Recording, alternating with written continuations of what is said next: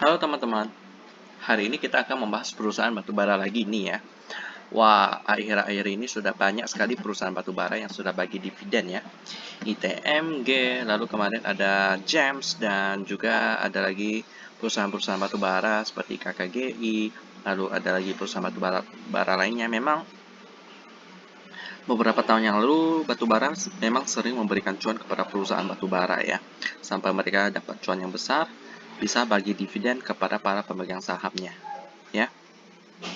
Tapi untuk masa depan batubara ke depan sih memang agak suram teman-teman ya. Jadi kalau mau investasi ke perusahaan batubara harus lihat apakah mereka memiliki solusi untuk bisnis mereka ke depannya, apakah ada alternatif supaya mereka tidak hanya bergantung kepada batubara yang masa depannya masih abu-abu ya teman-teman ya. Jadi hari ini kita akan membahas perusahaan batubara lagi ya.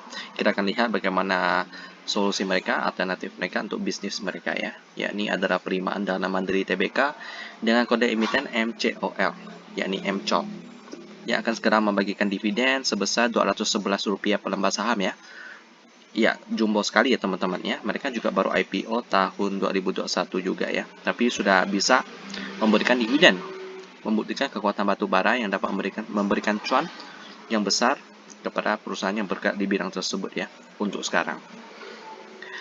Sebenarnya mereka IPO dengan harga Rp1.420 per lembar saham, tetapi per hari ini sudah naik sampai sekarang harganya Rp3.320 ya teman-teman ya. Berarti sudah 2 kali lipat daripada harga IPO-nya ya. Kalau misalnya harga sahamnya masih 1.420, maka dividen yield-nya itu bisa di atas 10% teman-teman ya.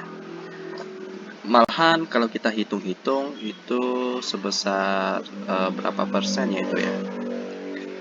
Sekitar 15% teman-teman ya. Tapi sekarang karena harga sahamnya udah Rp3.320, maka dividen yield-nya itu hanya sebesar, kalau kita hitung-hitung itu sebesar 7% ya teman-teman ya. Jadi hanya sebesar 7% atau 6%, 6%-an gitulah ya. Jadi ya karena harga sahamnya sudah naik banget ya. Kita akan melihat tentang sejarah daripada MCOL ini sendiri ya. Bagaimanakah alternatif yang dapat mereka berikan untuk menunjang masa depan perusahaan yang satu ini ya. Mereka didirikan pada tahun 1989. Bergerak di bidang pertambangan batubara ya.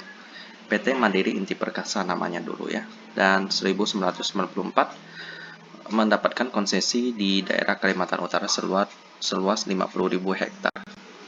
Lalu di 2004 mereka memasuki permulaan tahap kegiatan produksi ya. Oke, lalu tahun 2005 PT Mandala Karya Prima didirikan bergerak di bidang kontraktor pentambangan batubara. Lalu tahun 2006 PT Maritim Prima Mandiri didirikan bergerak di bidang pelayaran. Lalu tahun 2007 PT Mandala Karya Prima dipercaya untuk melakukan pekerjaan pemindahan batuan penutup PT Mandiri Inti Perkasa. Lalu PT Maritim Prima Mandiri juga dipercaya melayani pengangkutan batubara dari dermaga tambang PT Mandiri Inti Perkasa ke laut lepas. Dari 2010, PT Mandiri Inti Perkasa dan PT Mandala Karya Prima mulai implementasi SAP ERP ya.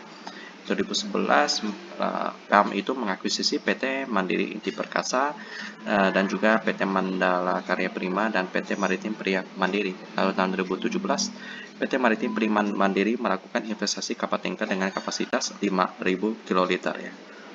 Lalu 2019, PT Mandiri Inti Perkasa dan PT Mandala Karya Prima lakukan implementasi ISO terintegrasi yang terdiri dari ISO 9001 untuk quality, ISO 45001 untuk health and safety, lalu ISO 14001 untuk environment, lalu SMK 3, PP nomor 50 tahun 2012, serta SMKP, Permen ESDM nomor 38 tahun 2014 ya.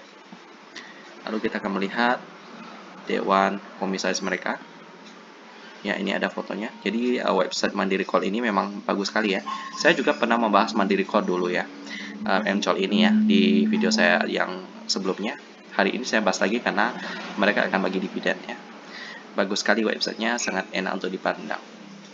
Pertama ada Bapak Edi Sugianto sebagai komisaris utama, Ibu Dia Asrining Puri Sugianto sebagai komisaris.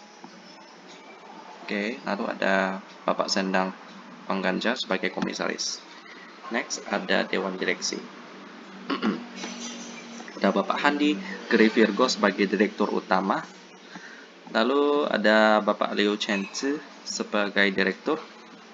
Lalu Ibu Erita Kasicia sebagai Direktur. Lalu Bapak Patta Sofian sebagai Direktur. Lalu next kita akan melihat tentang anak perusahaan mereka. Ada 3 ya. Kayaknya mereka tidak ada bisnis lain selain batu bara ya. Jadi ya mungkin harus hati-hati ya kalau mau investasi ke Coal ini. Yang pertama itu adalah Mandiri Coal. Berdiri tahun 1989. PT Mandiri Indah Perkasa adalah pemegang konsesi batubara melalui Perjanjian Karya Pengusahaan Pertambangan Batubara atau PKP 2B sejak tahun 1994 dan memiliki kapasitas stockpile sebesar 1.300.000 metrik ton dan telah berproduksi lebih dari 16 tahun. Ya, mereka sadar bahwa penambangan batubara rentan dengan kondisi cuaca, namun kami memiliki komitmen tinggi dalam menjaga ketersediaan stok dan kualitas batubara sesuai dengan apa yang sudah dijanjikan ke pelanggan. Dengan mengoptimalkan layanan penambangan batubara yang terintegrasi, kami mampu menghasilkan produk dengan reputasi yang diakui oleh pelanggan kami ya.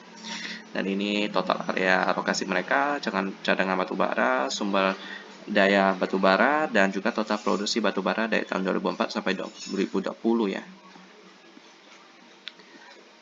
Oke, dan ini Dewan Komisaris dan Dewan Direksi mereka. Memang karena ada 3 anak perusahaan, maka inilah dipercaya ya.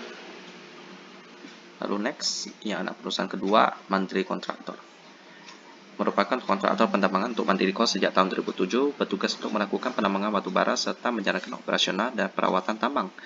Senantiasa berupaya menjadi yang terdepan dalam penyediaan jasa kontraktor penambangan melalui keunggulan operasional di seluruh proses bisnis yang kami lakukan. Aspek keamanan dan keselamatan dalam operasional menjadi fokus kami untuk dapat memenuhi ekspektasi pelanggan dan pemangku kepentingan. Ya, untuk kontraktor ini sih, kontraktor tambang ini bisa berahli sih dari batubara bisa ke tambang lainnya. Jadi ya, kalau dilihat sih memang masih ada alternatif ya untuk bisnis mereka di bidang kontraktor. Dan ini total staff mereka, unit ekskavator mereka, dump truck, bulldozer, grader, dan kapasitas produksi mereka ya. Dan ini Dewan Komisaris dan Dewan Direksi mereka. Lalu next yang terakhir yakni Mandiri Transship ya. Mandiri Transship atau PT Maritim Prima Mandiri telah berdiri dari 12 tahun mendukung proses alih muat batubara dari dermaga ke laut terbuka dengan memiliki 19 unit kapal tunda dan tongkang serta didukung 3 floating crane. Kami selalu berkomitmen untuk menyediakan layanan transportasi yang terbaik bagi pelanggan kami. Didukung dengan jarak hauling yang dekat dan kondisi geologis yang kondusif, kami mampu memaksimalkan sumber daya yang kami miliki untuk menjaga ketepatan waktu dari proses perpindahan batubara dari lokasi produksi hingga ke fasilitas penimbunan dan pemuatan.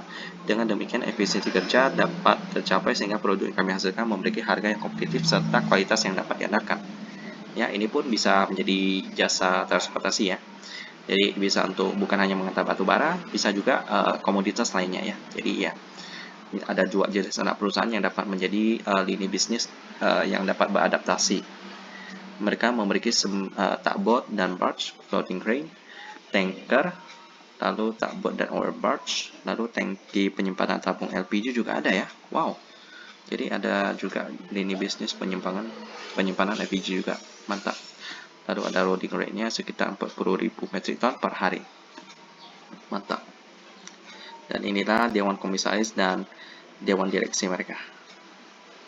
Oke, demikianlah tentang MCOL ya. Jadi sepertinya memang mereka cukup ada alternatif. Jadi untuk masa depannya ya kita pantau ya. Karena memang MCOL ini bisa sampai bagi dividen yang jumbo banget loh. Padahal baru IPO 2011, Rp211 per lembar saham ya.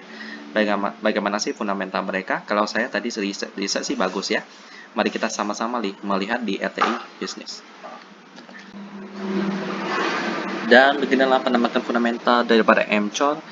Kita lihat di sini mereka pakai dolar ya. Jadi ya agak susah lihatnya IPO tahun 2021 ya.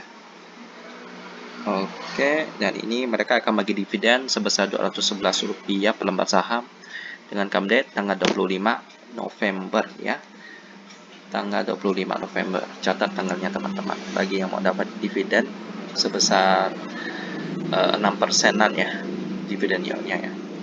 Kita akan lihat di sisi fundamental operating profit-nya lebih besar daripada net profit, which is nice, menandakan operating mereka masih cukup sehat ya. Meskipun batubara udah mulai abu-abu nih masa depannya, tapi mereka masih dapat cuan ya. Mantap sekali batubara. Lalu di sisi valuasinya juga masih cukup murah, PER-nya 4,79 ya. Ya, ini yang saya bilang kenapa MCOL ini bisa naik, sahamnya bisa naik sampai 2 kali lipat daripada harga IPO-nya karena PER-nya masih murah banget. PPV-nya juga 2,2 sudah 2,8 kali ya. Lalu di sisi net profit margin, operating profit margin 44%, net profit margin 34%. Nice. Di sisi cash ratio-nya juga sehat sekali, 140%, sudah mampu membayar hutang jangka pendeknya. Quick ratio dan quick ratio tidak perlu diragukan juga besar ya, 206% juga 222%.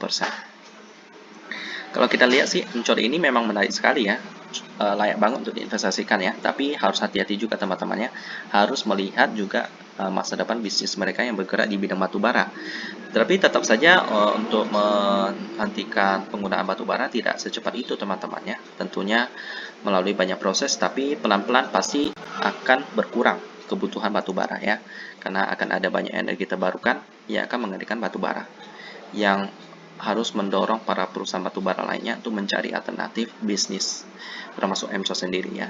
Tapi kalau untuk sekarang sih masih ada sedikit momen bagi MCO ini untuk meraih cuan daripada batubara sih teman-teman ya. Jadi untuk MCO ini ya masih boleh diinvestasikan dengan berhati-hati melihat perkembangan kabar daripada batubara. Demikian tentang MCO yang akan segera membagikan dividen sebesar Rp211 per lembar saham.